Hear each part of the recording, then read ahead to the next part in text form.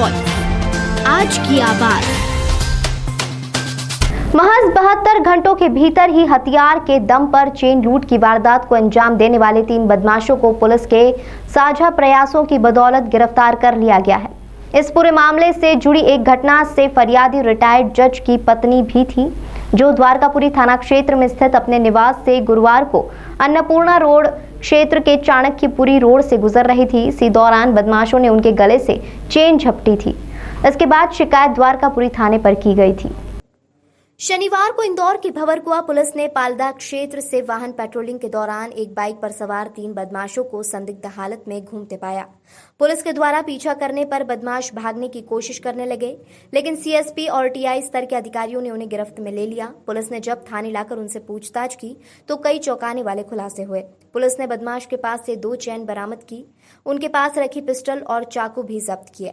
वहीं पूछताछ के दौरान बदमाश ने अपने नाम राहुल, करण और जीतू बताए। उन्होंने 4 स्थानों पर चेन लूट की वारदात को अंजाम दिया था। नहीं, आप अगर क्वेश्चन आंसर कर, ये घटना अभी पिछले गुरुवार की है। मेरी पत्नी फिजियोथेरेपी के लिए गई थी आपके चाणक्यपुरी को, मैं बोल वहाँ से लौट के आ रही थी, तो आपका 25 नंबर जो इसी कॉलोनी का क्वार्टर है, उसके सामने से जैसे ही वो आ रही थी तो बाइक से 2 लड़के आते हैं और उनकी चेन खींच के ले जाते हैं। जो चेन खींच के लिए ये पीछे दौड़ी भी जो है, सामने वाले मकान पे एक व्यक्ति भी आ गया था, वो उसमें फुटेज में आया है, वो आई विटनेस भी है माने वो जो है, ठीक है। वो सीधे सीधे भाग गए जो है। उसके बाद में जब घर पे आई, मैं उस समय घर में था, मैं पूजा कर रहा था। पूजा से जब फ्री हुआ तो फिर मेरे को बताया बच्चों ने जो है, मैसेज ने भी, कि ऐसी ऐसी घटना हो गई है। घटना के बाद मैंने टीआई साहब से संपर्क किया।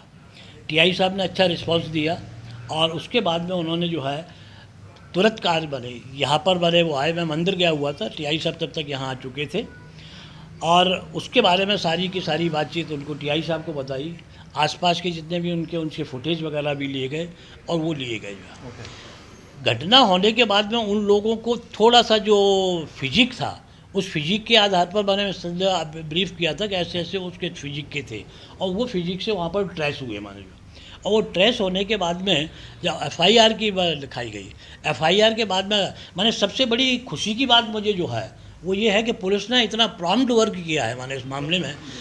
आप लोगों से भी थोड़ा सा आग्रह माने मैं ये करूँगा, जिस प्रकार से कि आप चोरी हुई, लूट हुई, डकैती हुई, उसको हाईलाइट करते हैं। इस प्रकार की घटनाओं को अगर आप हाईलाइट करेंगे तो इस प्रकार की घटनाओं से पुलिस का एनकरेजमेंट होगा। माने 72 घंटे के अंतर्गत, 72 घंटे के भीतर माने रिकवरी हो जाना वास्तव में तारीफ़ के काबिल है। माने जो है इतना माने मेहनत की है इन लोगों ने, बराबर मेरे संपर्क में रहे, फ़ोन करते रहे, मेरे बेटों के संपर्क में रहे।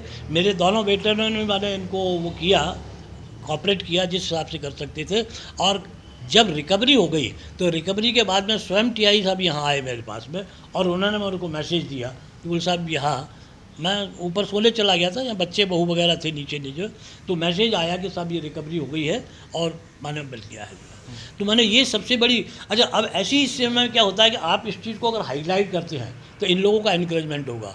दूसरा, इसी हाईलाइट के साथ में आप लोगों को ये मैं भी अपनी तरफ से इस चीज़ को कहना चाहूँगा कि ऐसी रिकवरी के बारे में, ऐसे मौके पे जो इन्वेस्टिगेशन 72 घंटे में रिकवरी हो गई है, ऐसे लोगों को अवार्ड देना बहुत ज़रूरी है।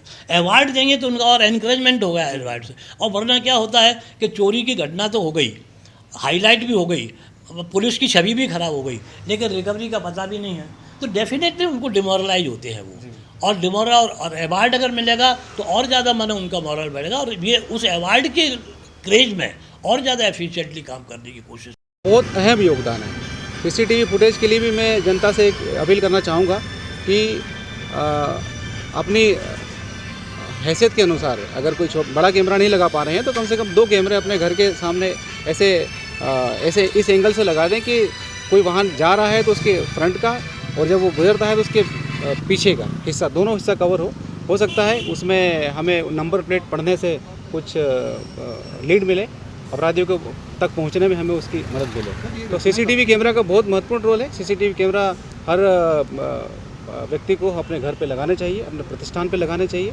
और हम अभी नगर निगम से और प्रशासन से के माध्यम से भी हम जो प्रमुख चौराहे हैं, प्रमुख रोड हैं, उन पे भी सीसीटीवी लगाने के लिए एक मुहिम चल रही है, जिसमें हमारे एडिशनल एसपी साहब श्री प्रशांत चौबे साहब इसमें लीड कर रहे हैं।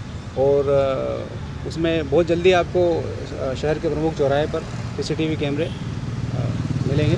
और जनता से भी यही कहना चाहूँगा कि अपने घर पर भी कम से कम 2 कैमरे जो सड़क को कवर करते हों, सड़क के दोनों छोर कवर करते हों, जिससे किसी वाहन का आगे का हिस्सा और पीछे का हिस्सा, ये दोनों हिस्से उसमें कवर हों। इस तरह के कैमरे, इस एंगल से वो कैमरे लगाएं, ताकि हमें किसी भी घटना, अगर कोई घटना होती है तो उसमें उसको अपराधी को पकड़ने में उसकी मदद मिले।